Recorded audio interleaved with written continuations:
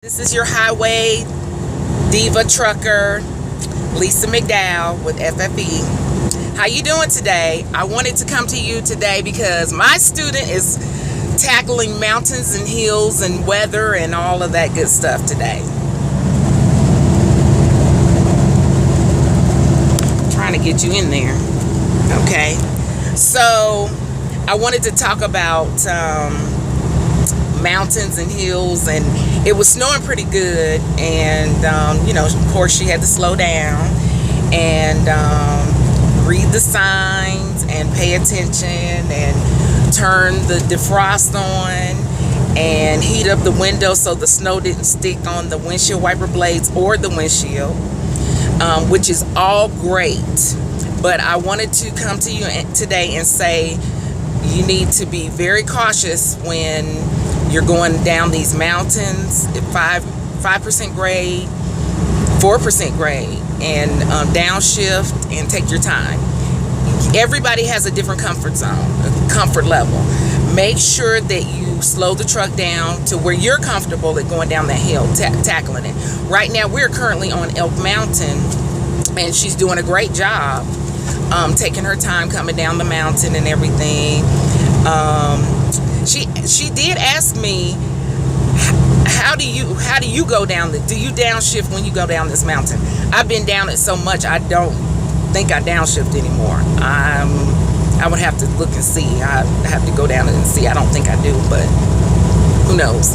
So I wanted to say to all you rookies out there, and even experienced drivers, take your time in these inclement weather, and your comfort level, and maintain a safe speed.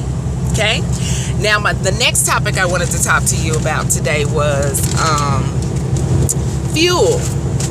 I wanted to make sure that if you're filling up your truck, that you're not still paying over $2 a gallon for fuel.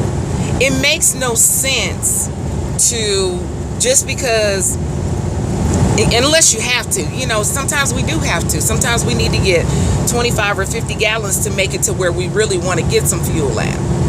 But now fuel is, I get fuel. I don't know if you can even see this. I'm going to try my best. You can see that I get fuel for $1.59 a gallon. I've done better than that. I got it for $1.54, and if you're a leased operator, owner operator, anything but company, you need to be trying to get some fuel cheaper. Now, just because it's cheap doesn't mean it's better.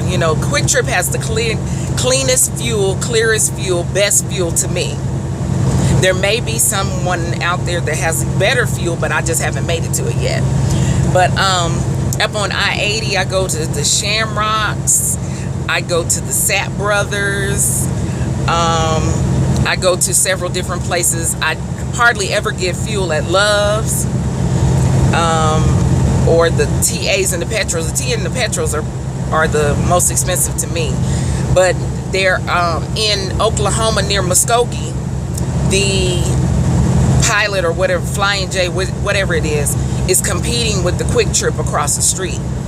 So that's a good place to go. Now, I know that our cards have been cut off from going there. If we try to go there to get some fuel, our cards don't work. But I'm a lease operator. I pay cash. It behooves me to pay cash for some cheap fuel versus bypassing it and going someplace else and getting some high fuel. That makes no sense. It's one of the cheapest in the country. I also like Shawnee, Oklahoma. I'm not clear on the exit number, which is I think it's 168 off of I-40, but it's right in front of a casino. Stay in your lane. And so I make a point of going to these cheap places and get fuel. Now, there's some states that I won't even buy fuel in. I'll fuel up and go in the state and come back out with that same tank, and I will reap the benefit maybe next week, depending on what time of the what day of the week it is. Because if it's the day before payday, I still do it. I'll just reap the benefit next week. You got to have a positive outlook when you do that type of stuff. Now, the third thing I wanted to talk to you about is being a pushover at your company. Now, I'm going to give you an example of what happened to me, and so you'll know what to do in a situation like that. Now, my company, I got a flat tire coming out of Laredo, Texas. And I had just got a new tire next to the one that blew out. So I called Road Breakdown. They said they were sending a tire company out to fix my tire. And it took them like 3 hours. So I called to see what was taking so long. And they said, oh, he's almost there and he's got both of your tires. So I said to myself, I didn't tell him I need two new tires. I said, well, you know what?